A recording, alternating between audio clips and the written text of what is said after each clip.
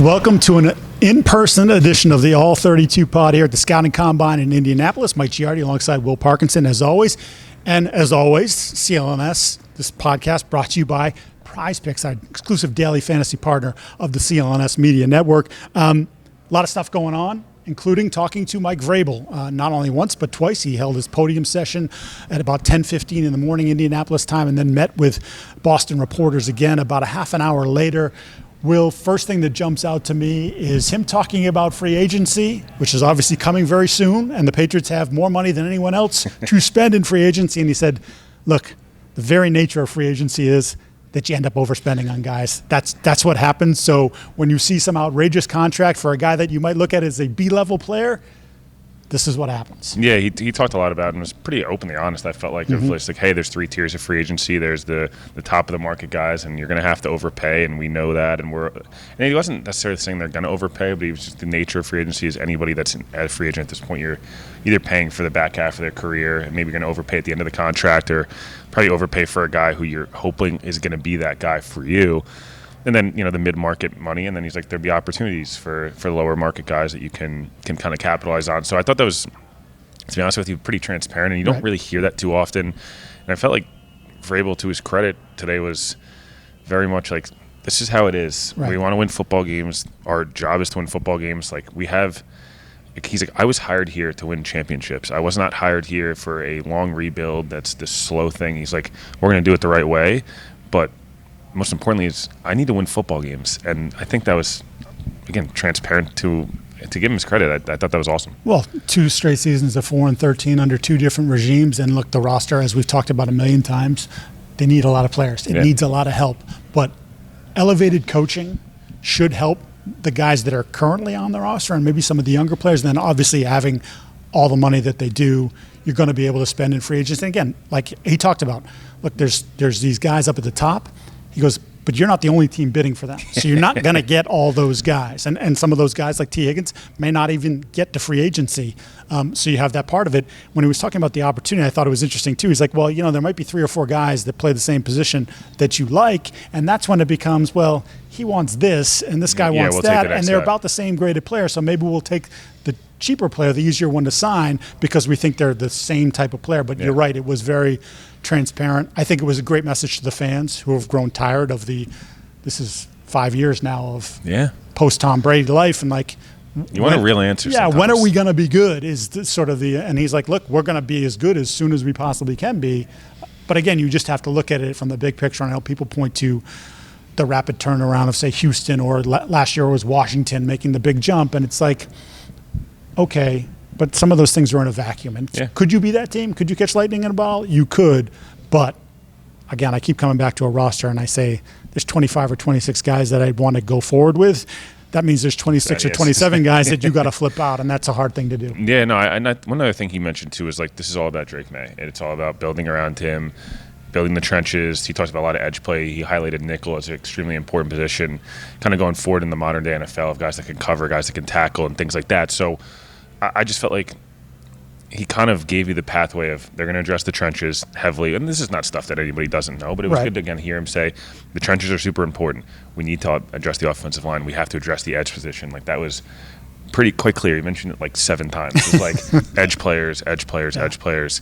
And then obviously, again, playmakers on offense. But I actually, Mike, I don't feel quite like playmaker might be as important to them right now as the trenches are. And I think we've done the whole, like, they need all these receivers. I think he's more than willing to, like, they're going to address it. And I just don't know if, like, at 4, and maybe it's not a T. Higgins, maybe it's, hey, we want a couple of B-level guys, but more importantly, we're going to have an awesome offensive line. We're going to keep our quarterback upright. And one other thing he talked about was trends around the league of, hey, are we going to be an RPO team, or are we going to be a team that has an extra blocker and we're going to try to just bully you in, like, different ways. He didn't tell you what they're going to do, obviously, but there was just some things there that, I thought were at least interesting and maybe a little different than the traditional annoying press conference. Yeah, so I just like the fact, too, and he talked to us again when he talked to us off on the side about, like, are you scheme, does it have to be this guy has to fit our scheme? And he's more like, look, man, maybe we should fit the scheme to that. Right, we're trying.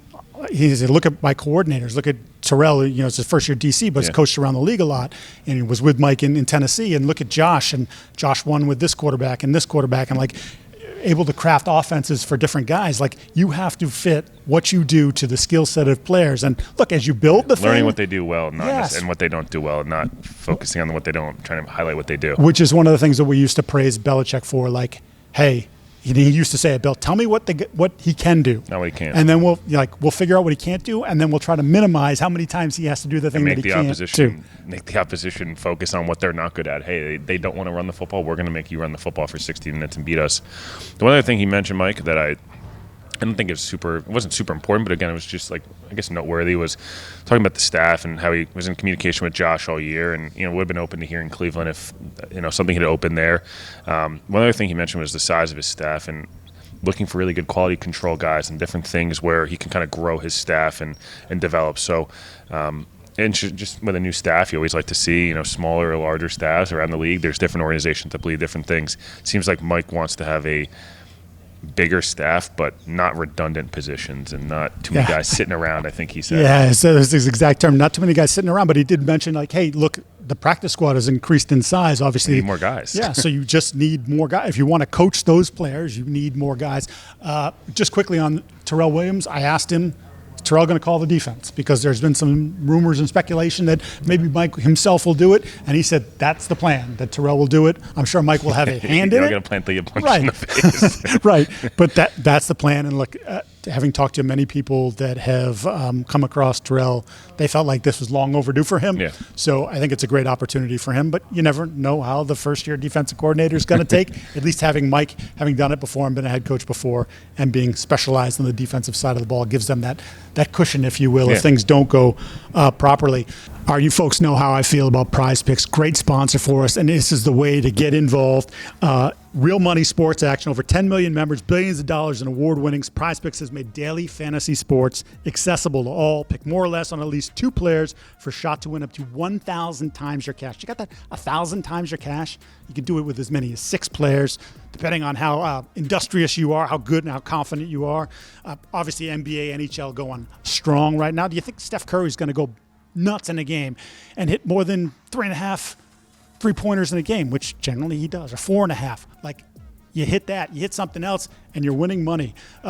Great deal, as always, with CLNS. Download the Prize Picks app. Use the code CLNS to get $50 off your first $5 bet. Again, download the Prize Pick app, and you get $50 off your first $5 bet. You don't even have to win the $5, and it's like free $50. Who doesn't like free money? They're giving you free money.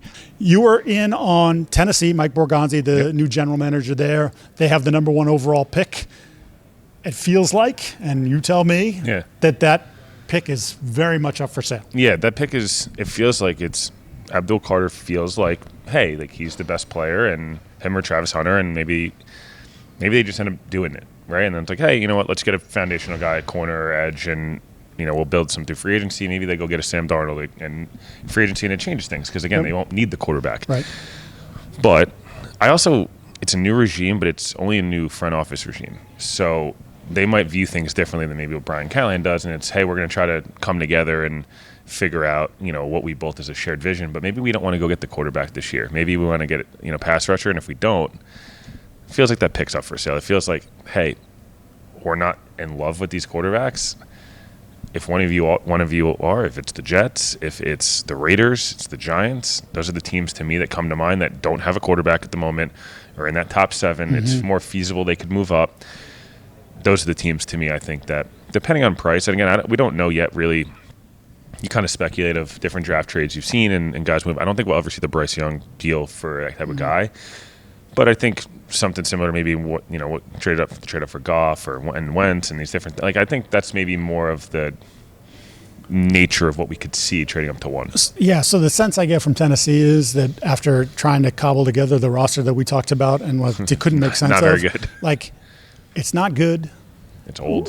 It doesn't make sense. The pieces don't marry. So you know what? Let's do this the right way. Yeah. And that may end up costing Brian Callahan his job because you didn't win a lot of games this year, and if you don't win a lot of games next year, it's gonna be hard. It's an owner that is willing to pull the trigger. We've seen it And it's a whole, it's 6 months ago. and it's a whole new front office staff, so they're not married to this guy. Yeah. Generally, these relationships don't work out. The arranged marriage, it's not. But I think it is wise for them to look to move the pick. I think the other thing. How far back would you move, though? That's the question, right? In this draft that maybe only has 7 or 8 blue chip guys, is can you afford to move back to 7? And do you love? What's your grade on Jalen Walker versus Abdul Carter? Like, are they close? If they're close, you move back and say. And there'll also be a personality aspect there, as we've sort of mentioned about with Abdul Carter, and maybe some concerns about just his. And again, there's not this litany of terrible, but there's just we've heard some personality. Just like might not be the easiest person to deal with. Yeah, different dude who might not. Penn State player. Be super equipped to deal with being the number 1 overall pick. Again, that's just sort of the vibe that you're picking up here as we get closer and closer to the draft. You mentioned sort of them trading back. A team that needs a quarterback is the team that you cover, the New York Jets. Are you getting a sense that the Jets have an appetite to make that move because they view Cam Ward as a long-term answer?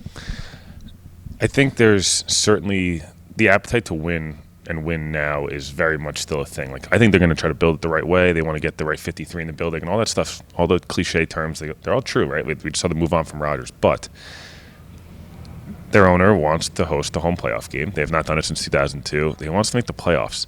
And they're coming in as a regime that, like, hey, we missed a bunch of kicks at the end of games. We blew the most fourth-quarter leads in NFL history, which is hilarious. Just like looking back at the season. Like, hilariously sad. You acquire Rodgers to win 4 games in the fourth quarter, and you lose every game in the fourth quarter. But, no, I think there's certainly conversations. They'll get to meet with Cam Ward this week. They'll get to meet with him. The Jets are down in Miami a lot during the season. I think there's an awareness that if Cam Ward's your guy, right, you say, hey, Buffalo in December – eventually New England in December, you're going to Baltimore, Cincinnati, Kansas City. Do we have a guy that can go toe-to-toe? And, even I look at Denver, and I think Bo Nix had a nice year. We saw him in a playoff game. They got stomped. Yeah. And, again, I'm not saying that he can't get better and all these different things, but if you view Cam as that guy, the excitement around the fan base and the organization of, hey, we might have our franchise guy, and this roster is pretty good. They're in a much better spot to draft a quarterback than they've been since 2008, 2009 with Sanchez, where like, hey, the roster's actually good. We might actually have a coach. Now it's the time to do it. So again, I think it's more likely, in my opinion, they would trade up to 2 or 5, depending on how much someone would slide, just based on cost last, and whatever. But I definitely think they'll be. Mike Borgonzi mentioned teams have already called.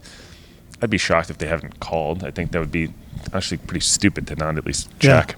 So Joe Shane, obviously another team that needs a quarterback, picking at 3.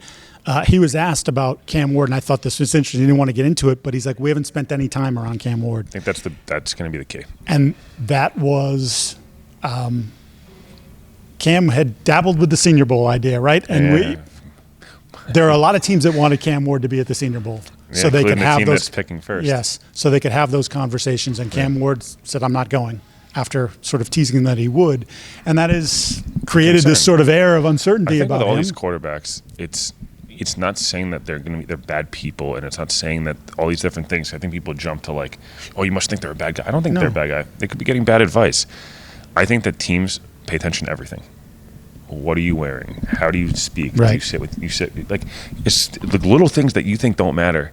Are you wearing sweatpants at practice? Like people, they care. They talk about it. These scouts talk about it. So it's not that should or shouldn't go 1 or shouldn't go 5 or Cam Ward shouldn't go 1 because he did or didn't go to the Senior Bowl or Shrine or doing these different things. But this isn't Peyton Manning coming out where you're going number 1 no matter what, as long as you don't get in trouble with the law. Like this is a quarterback or 2 quarterbacks who I think some teams really like. Some teams are like, I'm good, right? So why miss opportunities? Yeah, I totally agree. And like, look, again, you stand on your tape, that's fine. But the interview process is critical. And again, going back to Vrabel, he said, like, that's the thing I take away from the combine. Yeah, he mentioned it. He was like, some guys came in ready to go prepared, and some guys last night, a little more unique. Yeah, you're like, okay, that's interesting. And one other thing that Shane said about Ward was he's like, we watched him play Cal a couple games. He saw him play Cal, and he's like, and he dug him out of a big hole.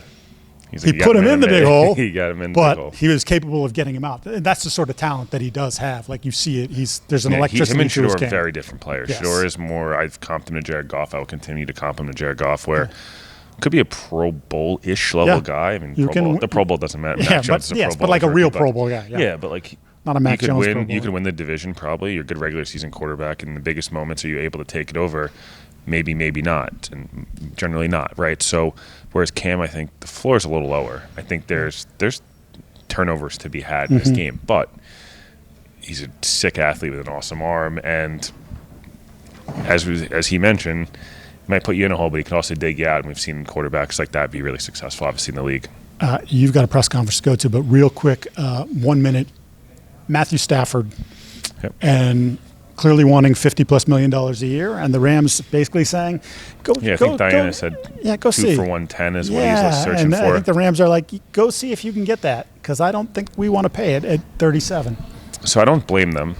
In some ways, I agree. I think that they've been as shrewd and smart an organization as we've had in the league in the last 3 years. Like, they've drafted better than anybody. Yep. They've manipulated millions of no picks and dead cap and all these different things. Amazing. Roster's in great shape. Roster's in great shape. They have the coaching staff. They've developed GMs, developed coaches, all that stuff.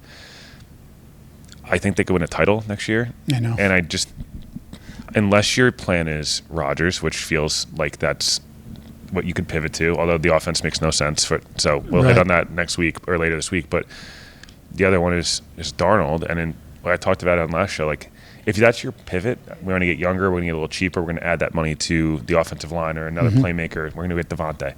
Good. Now, cool. But if not, and if you're Stafford, like, you played inside your whole career, you're going to go to the Giants. Right. And Giants, Pittsburgh. Play outside in a team that's a lame duck coaching staff for New York taxes. I mean, I guess it's LA taxes. New York doesn't matter. But my point being, like, I don't know. I don't know if I see that. Pittsburgh's really the one team, I guess you could say, could he elevate him and Tomlin? How good could they be? This is one of those scenarios, and look, it's a lot of money we're talking about leaving on the table. But if I was giving him, he's made a lot of money. If I was giving him advice, I'd be like, dude, take 2 years and $60 million, and have a chance, fully guaranteed. Yeah, and have a chance to win a Super Bowl, and that's that. Do one of those contracts. So you try to get your contract where you're getting paid out for the next 4 or 5 years, and it's lower cap hit and stuff like that. Exactly. All right. He is Will Parkinson. I'm Mike Giardi. That's it for this edition of the All 32 Pod. We'll be back at the end of the week to recap some of the happenings here at the Combine.